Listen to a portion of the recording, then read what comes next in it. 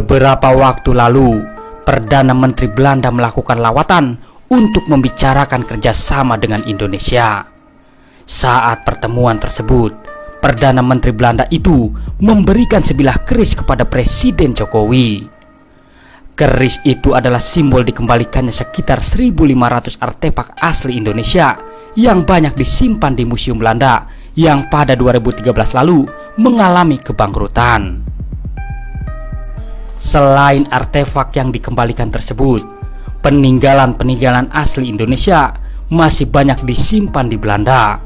Ada arca yang berasal dari candi-candi masa lalu, wayang kuno, mahkota raja, dan pusaka yang tidak ternilai harganya. Salah satu pusaka yang masih menjadi misteri adalah keris milik Pangeran Diponegoro yang bernama Kyai Nogo Siluman. Dan kali ini yang akan kita bahas adalah misteri dan sejarah keris sakti milik Pangeran Diponegoro yang fenomenal. Yang pertama, bentuk dan asal-usul keris Kyai Nogo Siluman. Secara bentuk, keris ini hampir sama dengan keris pada umumnya. Hanya saja pada bagian bawah terdapat motif naga yang sangat indah. Keris ini juga memiliki 21 lekuk pada permukaannya, sehingga tampak indah namun juga sakti. Konon keris tersebut ini memiliki kekuatan gaib yang bisa keluar jika digunakan oleh orang yang tepat. Pembuat dari keris yang sangat melegenda ini berasal dari Majapahit.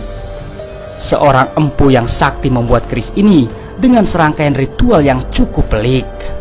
Setelah jadi, keris ini diberi nama Kiai Omyang dan digunakan secara turun-temurun dari Kerajaan Majapahit hingga akhirnya ke Kerajaan Demak dan sampai ke tangan Pangeran Diponegoro. Yang kedua, penangkapan Pangeran Diponegoro.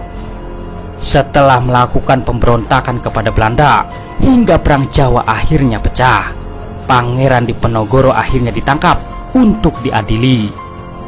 Dalam penangkapan tersebut, beliau dibuang ke Makassar hingga akhirnya wafat di sana dengan tenang. Saat ditangkap, apa yang ada pada tubuh dan pakaian dari Pangeran Diponegoro diambil, termasuk keris Kyai Nogo Siluman.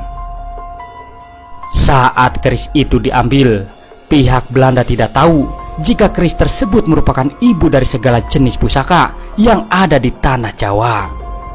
Tanpa memperhatikan hal tersebut, keris yang sangat berharga itu dibawa ke Belanda untuk dikumpulkan. Pada keris yang dibawa ke Belanda itu, Sentot Alibasa memberikan catatan yang akhirnya bisa dibaca oleh Raden Saleh. Yang ketiga, Raden Saleh dan pusaka milik Pangeran Diponegoro. Raden Saleh adalah salah satu maestro pelukis dari Indonesia yang pernah mengenyam pendidikan di Belanda.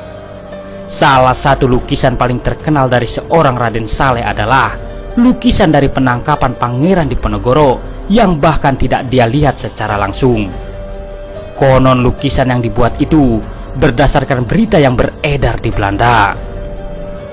Orang yang membaca catatan Sentot Alibasa dalam bahasa Jawa adalah Raden Saleh ini. Tulisan itu menginfokan perihal siapa pemilik dari keris ini dan apa nama dan makna dari keris yang masih menjadi misteri karena keberadaannya nyaris tidak bisa dideteksi hingga sekarang. Yang keempat, makna dan kekuatan keris Kyai Nogo Siluman. Kyai Nogo Siluman memiliki makna sebagai guru dalam bentuk makhluk supranatural dan memiliki kekuatan yang sangat hebat. Dari nama ini saja, kita sudah bisa menebak mengapa keris ini dijuluki sebagai ibu dari segala pusaka yang ada di tanah Jawa. Secara kekuatan, keris tersebut memiliki kekuatan yang sangat besar. Sayangnya kekuatan yang dimiliki oleh Kyai Nogo Siluman tidak digunakan dan cenderung tidak terpancar dengan sempurna. Saat ini keris yang selalu dibawa oleh Pangeran Diponegoro itu tidak diketahui rimbanya. Ada yang bilang keris itu ada pada Raden Saleh. Ada pula yang mengatakan jika keris tersebut masih tersimpan rapi di Eropa.